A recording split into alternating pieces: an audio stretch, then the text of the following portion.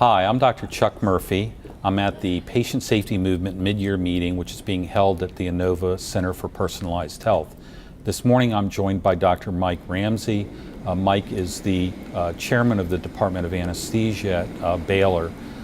Mike, good morning. Good morning, Chuck. Dr. Ramsay, opioids are in the news recently. Are opioids and opioid safety an issue in hospitals? Yes, they are, Chuck. They're still a major issue in our hospitals. Opioids, as every physician knows and every nurse knows, cause respiratory depression. And yet they're wonderful painkillers. And so, as part of pain management, we frequently prescribe opioids postoperatively. And yet we don't monitor patients for respiratory depression. At least many institutions don't. And we keep hearing about patients who are found dead in bed, who are otherwise fit and healthy, and it's just opioid-induced respiratory depression, a totally preventable condition, and yet it still goes on. The Patient Safety Foundation movement came up with one of the early apps that we should be monitoring breathing, ventilation in patients who are bedbound taking opioids. The CMS also recommends we should monitor ventilation in patients taking postoperative opioids. The Joint Commission recommends we should monitor patients taking post-op opioids. The Anesthesia Patient Safety Foundation recommends exactly the same as the Patient Safety Movement, that patients in bed should be monitored who are taking postoperative opioids. I get a call from a nurse 2 weeks ago in Ohio who says her 35-year-old husband underwent a laminectomy, came through the surgery beautifully, went through recovery in an hour. They found him dead in bed 2 hours later on the floor with an opioid-induced respiratory arrest. No monitoring and really very little explanation from the caregivers as well, which was very upsetting for this particular nurse, who was obviously devastated by this outcome because she knew what opioids could do, and the expectation was that this patient would be monitored, but that didn't happen. And so we need to monitor the patients, and that obviously takes some technology. Is this technology easily and widely available?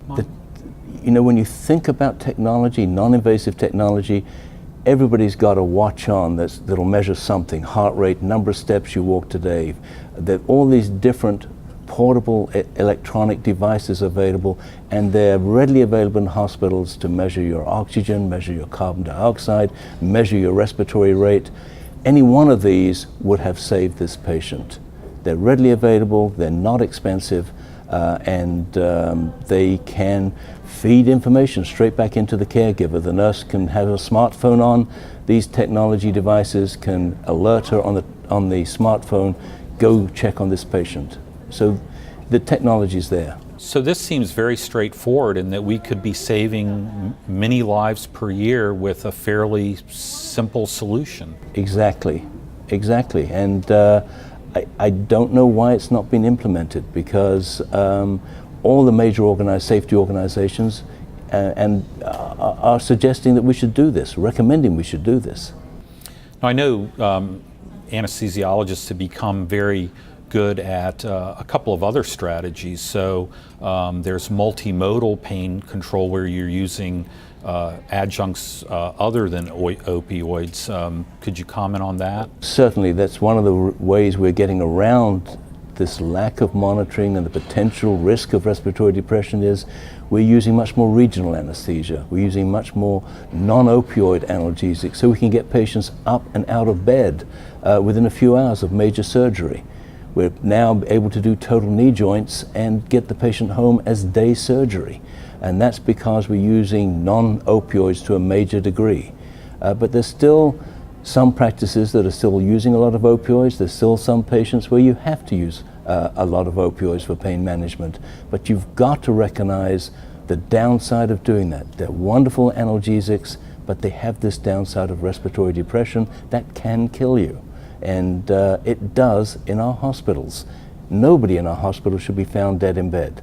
They really shouldn't. I mean, I think monitoring ought to get to, non-invasive monitoring should get to the point that we monitor everybody in our hospital.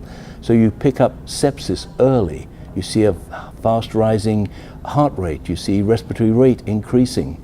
We should be able to pick up pulmonary emboli early because we could see oxygen saturations drop down. Pneumonia early because we'd see oxygen saturations drop down. In other words, the patient found dead in bed should be the palliative care patient, not in our hospitals. Our hospitals should be safe, and nobody should be unexpectedly found dead in bed, particularly from a preventable etiology. Now, Mike, you've been a leader in patient safety nationally for years, and you've been associated with the patient safety movement. Why are you associated with the patient safety movement? What do you see as the value of this organization? I think it's going to provide much better care, safer care for our patients, but it's also going to improve the hospital employees, workers, physicians, nurses, in terms of they're going to feel much more comfortable in the safety that they can give our patients, in the care that they give our patients, because we can give them the tools to protect our patients and equally protect them too, because none of us want to see a patient come to harm, and that's devastating to a caregiver. And if we can prevent this harm, which we can do now, it's really just education and providing people the tools.